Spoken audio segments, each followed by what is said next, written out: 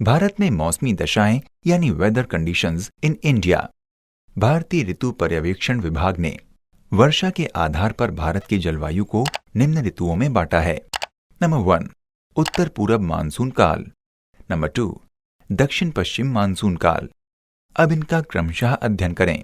Number 1, उत्तर पूरब monsoon काल।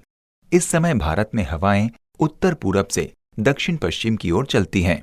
चूंकि ये हवाएं मध्य एशिया के स्थलीय भाग से गुजरकर आती हैं, जिससे इनके पास इतनी आर्द्रता नहीं होती है कि ये वर्षा करा पाएं। इसके अंतर्गत शीत ऋतु एवं ग्रीष्म ऋतु आती है। नंबर 1, शीत ऋतु। भारत में शीत ऋतु मध्य दिसंबर से फरवरी तक मानी जाती है। इस समय सूर्य दक्षिणी गोलार्ध में मकर रेखा पर 22 दिसंबर को पहुंच जाता है।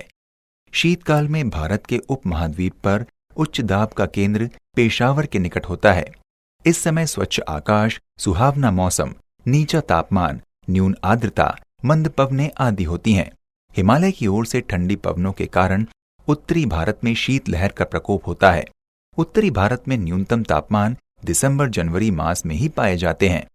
जनवरी के अंत में और फरवरी के प्रारंभ में कैस्पियन सागर एवं तुर्किस्तान की ओर से आने वाली ठंडी हवाएं उत्तर पश्चिम भारत में प्रविष्ट होकर यहाँ के तापमान को गिरा देती हैं, जिसके फलस्वरूप यहाँ घना कोहरा एवं पाला छा जाता है। शीत ऋतु में वर्षा।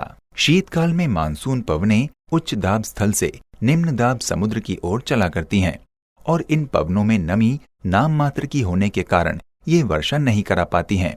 अपवाद स्वरूप भारत के कुछ क्षेत्रों में शीतकाल में भी वर्षा होती है, जिनके पीछे कुछ विशेष कारण जैसे भूमध्य सागरीय चक्रवात एवं लौटता मानसून है। नंबर 1, भूमध्य सागरीय चक्रवात। भूमध्य सागर के आसपास के क्षेत्रों में भूमध्य सागरीय चक्रवातों के कारण शीत ऋतु में वर्षा होती है। चूंकि भूमध्य सागरीय क्षेत्र पछुआ हवाओं का क्षेत्र है और ये पछुआ हवाएं सामान्यतः पूरे भूमंडल में चलती हैं। भारत में ये हिमालयी क्षेत्र के ऊपर से गुजरती हैं।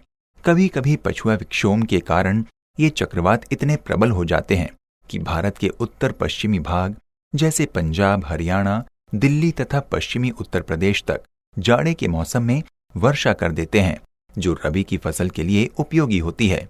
यद्यपि इसकी मात्रा अल्प यानी संपूर्ण वर्षा का मात्र 2% ही होती है। जाड़े की ये वर्षा थोड़ा बहुत उत्तर प्रदेश, बिहार, उत्तरी पूर्वी अरुणाचल प्रदेश तथा असम तक हो जाती है। नंबर 2, लौटता मानसून। चूंकि 23 सितंबर को सूर्य भूमध्य रेखा को पार कर मकर रेखा की ओर आगे बढ़ता है, इसलिए निम्न वायुदाब कटिबंध भी मकर रेखा की ओर स्थानांतरित हो जाता है। इसलिए अब उत्तर पूर्वी मानसून सक्रिय होने लगता है और भारत की तरफ आ जाता है।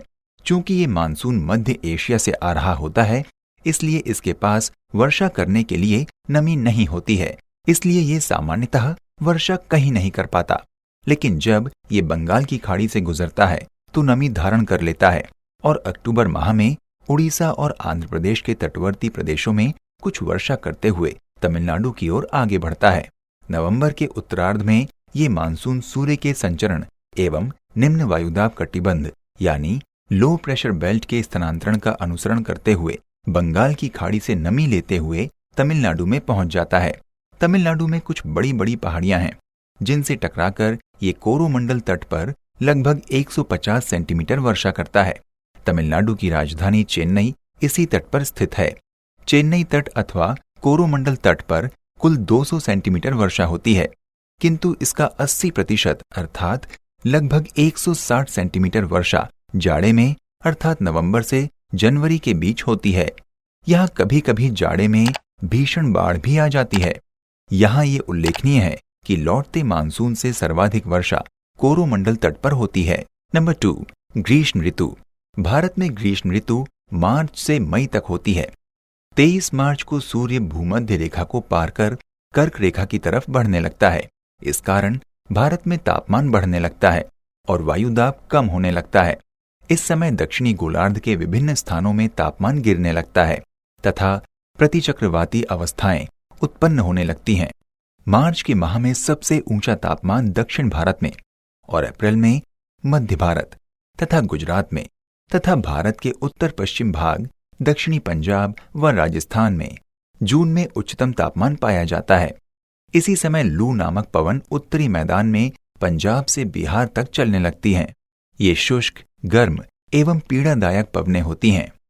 इनकी दिल्ली और पटना के बीच तीव्रता अधिक होती है। स्पष्ट है कि जहां अधिक तापमान हो जाएगा वहां निम्न वायुदाब बन जाएगा और पवनें तो उच्च वायुदाब से निम्न वायुदाब की ओर प्रवाहित होती हैं। ग्रीष्म ऋतु में वर्षा। अगर कुछ अपवादों को छोड़ दिया जाए तो ग्रीष्मकाल संपूर्ण देश में प्रायः शुष्क होता है। ग्रीष्मकाल में कुल वर्षा का लगभग 10% वर्षा होती है, जिसे मानसून पूर्व की वर्षा कहते हैं। शीत ऋतु एवं ग्रीष्म ऋतु के संक्रमण काल के कारण ग्रीष्म ऋतु में वायुदाब और पवन संचार अस्थिर हो जाते हैं। चूंकि इस समय सूर्य कर्क रेखा की ओर अग्रसर होने लगता है, जिससे सभी वायुदाब पेटी एवं सभी प्रकार की पवनें भी उत्तर की ओर खिसकने लगती हैं।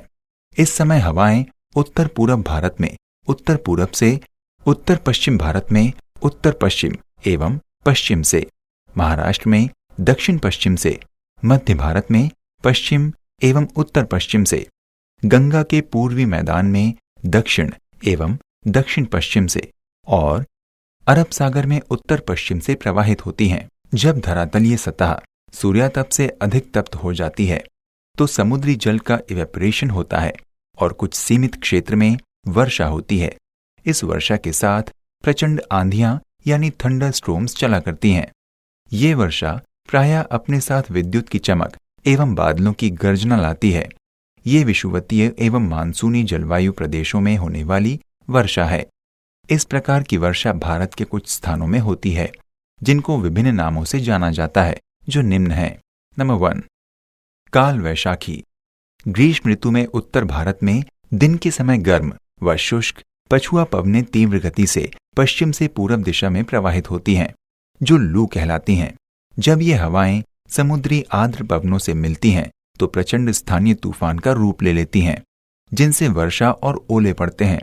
इस प्रकार की वर्षा को पश्चिम बंगाल में काल वैशाखी यानी नॉर्वेस्टर कहते हैं, जबकि ऐसी वर्षा को असम में बोरडोई चिल्ला कहते हैं। इनसे प्राप्त वर्षा चाय और धान की फसल के लिए उपयोगी होती है। नंबर 2, आम्र वर्षा यानी मैंगो शार। मानसून के आने के पहले धरातलीय सतह सूर्यातप से अधिक तप्त हो जाती है, तो इस वर्षा के साथ प्रचंड आंधियां यानी थंडर स्ट्रोम चला करती हैं।